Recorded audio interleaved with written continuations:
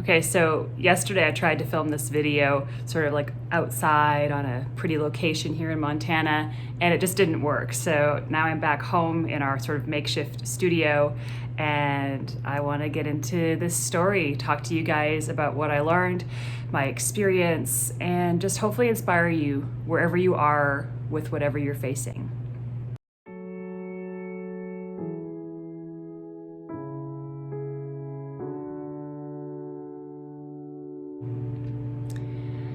So, I wanted to be a singer my whole life. I was singing when I was 18 months old, as you can see here. So, I started singing before I could talk, almost before I could walk. I was that kid that was always giving shows at home and just a natural performer, and I just loved entertaining people. And so it was sort of a natural progression for me to pursue music in my studies and to make this one of the main focuses of my life. I started singing opera when I was about 14 years old, although I was actually doing more musicals, and I actually started doing musicals in a professional setting when I was about 14 or 15 years old. And I was pretty successful in that. And so, you know, when you get that external validation, you keep going. And it seemed like I was well on my way to a career in this profession. I also did an undergraduate degree at the University of British Columbia, and I got off to a bit of a rocky start for some personal reasons. But eventually I had a great time. I graduated, I think with good grades, I don't remember. I think so. The week I graduated, however, I went for a routine sort of vocal exam. My throat had been hurting, and I sort of felt like, you know, a little under the weather, but I just figured it was pressure, you know, with finishing the degree. And I mean, I just had like a vocal exam in February when I'd had maybe like a cold or something. So I thought, oh, you know, maybe it's just the pressure, like the anxiety or whatever I was, you know, dealing with. So I went to the doctor, and they were doing the regular exam, you know, look in your throat, you know, say ee, ah, ooh, whatever it is you do. And then, you know, they feel around in this area, and my doctor said, oh, I feel something I don't like right here. And I was like, oh, I wonder what that is. But the doctor said, listen, you're 23, you're healthy, you've got probably a 5% chance of this being malignant, so don't worry about it. So I can't remember how much time passed. It wasn't that much time, and I went for the biopsy. And can we just be real for a second? Whoa, I'm getting chills in my body just remembering that needle, the size of that needle, like it was big. It was not cool. So like you gotta get that jammed up in your throat. It was already like not okay. And to get a large enough sample to test.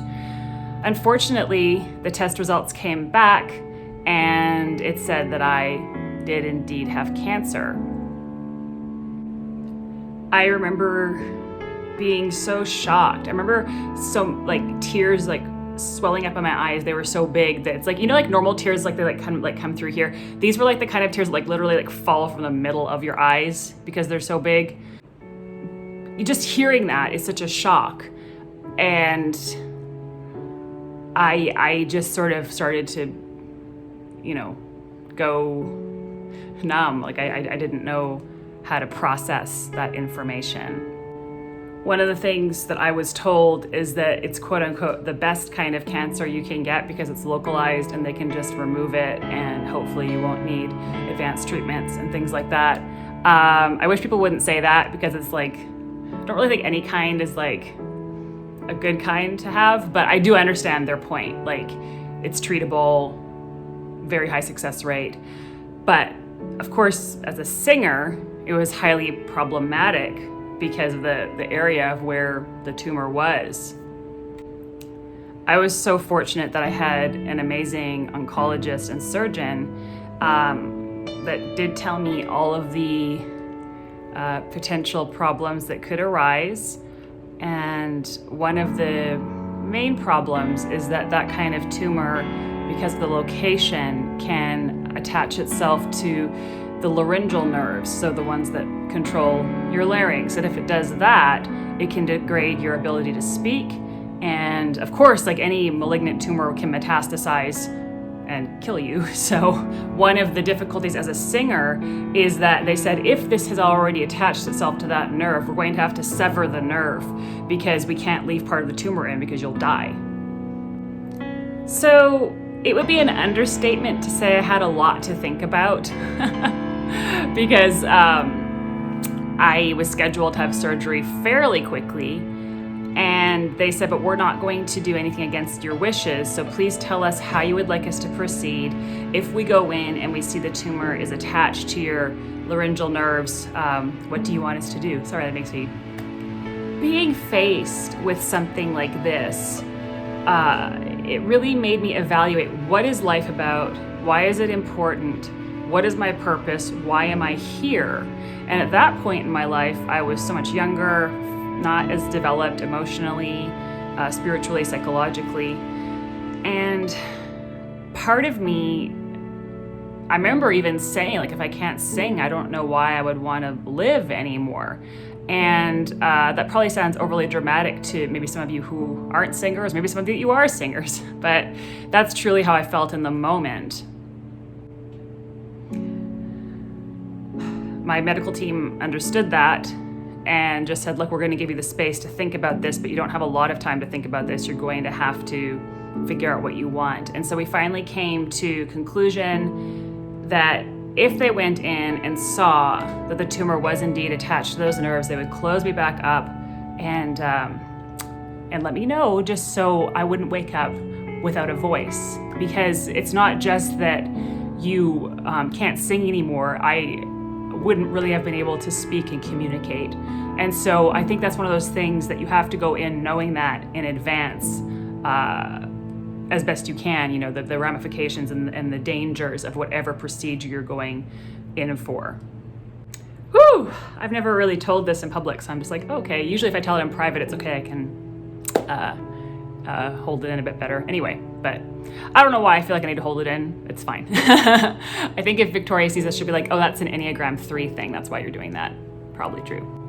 I remember going to bed for about 2 weeks and really thinking about my life and what I wanted. And this might sound silly, but after those 2 weeks, I just realized that even if that happened, even if the worst happened, life is so precious and so worth living, even if the thing that you desire the most is seemingly taken away from you. I just thought, how could I have even thought that singing is more important than my whole life?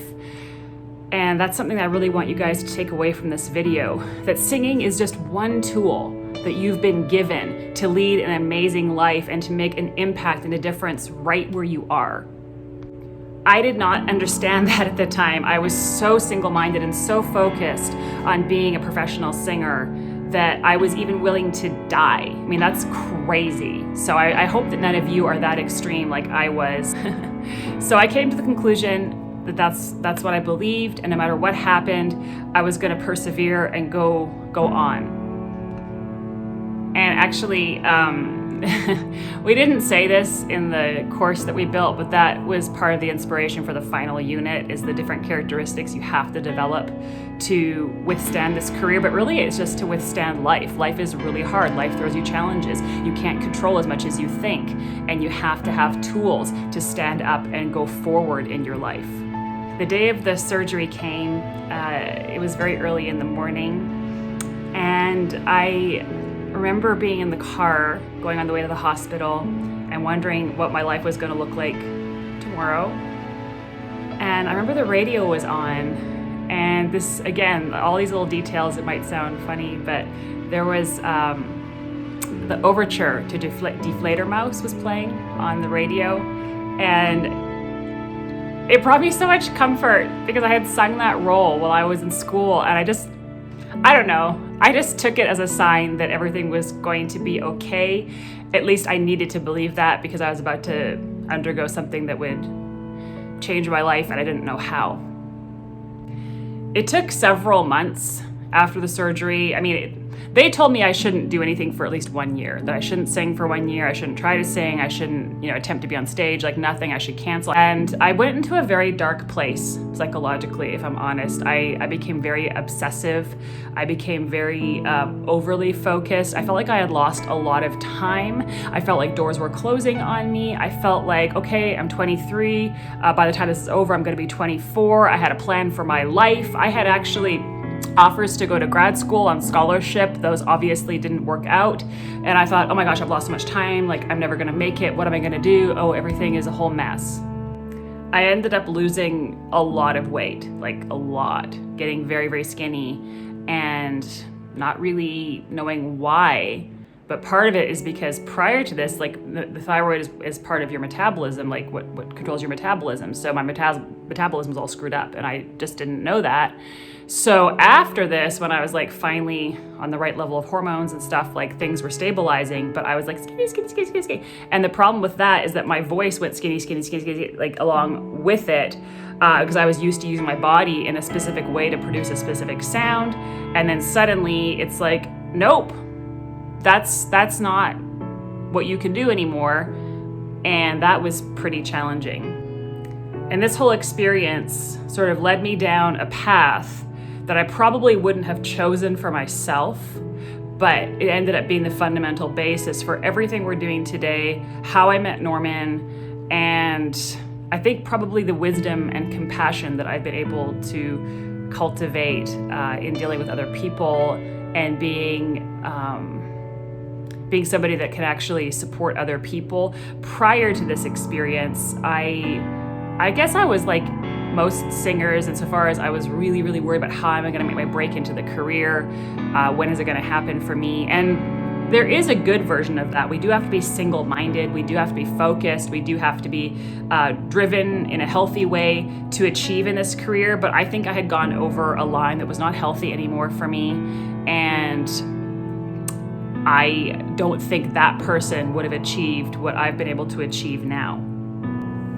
This probably needs a part 2 to talk about how my decisions were affected and how I chose to build a career after this pretty traumatic experience. I'm very grateful that because we got the tumor early, it had not metastasized. I did not have to go for very invasive treatments post-surgery. My case was a bit controversial, evidently. It went, I forget exactly what it's called, but basically like there's a panel of doctors and they have to decide like if the team made the right choice with your treatment, but they voted and said, yes, that was the correct call. You guys did the right thing, because part of the subsequent treatments can damage your salivary glands, and they knew that I was a singer. So, what can I say? It was really hard. It was really scary. It's shaped certain patterns and behaviors, maybe even now. Of course, I still get a little apprehensive when I go to the doctor, after something like that. I don't believe it'll always be like that, but, it still makes me a little uncomfortable, a little scared sometimes. But I think by and large, it has given me a capacity to love people and be compassionate with them just where they are. However, we have to learn compassion. We need to learn that, because part of what we're seeing in our world is an absence of compassion, and many people treat each other without tolerance, without love, without respect. And so as difficult as this was, I'm not saying I'd love to go through it again, but I think it did work altogether for my good to help me be ultimately a better, more generous person. So maybe I'll do a part 2 about what happened after I got better. We'll see. It's kind of hard. It's like being like brutally honest like that. And I didn't even like really scratch the surface just for time's sake, but it is hard to be vulnerable like in front of everybody on social media, which I think you guys understand. But maybe I'll talk about that, because I think there's useful lessons in that experience and that set of choices as well. I want to thank you guys for encouraging me to make this video, for asking for it, especially on the Instagram audience. And, I just hope that you're finding a lot of value out of what we're producing. Thank you to everybody that, supports our work by donating on Buy Us a Coffee. For people who bought our course, that was a lot of work. We really appreciate your belief in what we're offering you. And then for those of you who just engage with the material, just by subscribing, just by engaging, just by commenting, like, you're helping us to feel like we're making a difference in your lives, and we appreciate it so much. So this is it for me today. I just bless each and every one of you. I thank you so much for being part of this conversation, part of this project. And it makes me feel like crying again. Okay, maybe I don't know what I need some sugar or something. I don't know what's happening today, but thanks so much. And I just really appreciate it. I hope you guys are staying safe. Hope you guys are staying healthy, and I hope that you're encouraged. If you have any questions about what I've said today, please feel free to write them in the comments or write us on our website, hello@livingopera.org. And we just thank you so much for being part of our community and for just being awesome people journeying alongside of us. So have a wonderful day. Bye-bye.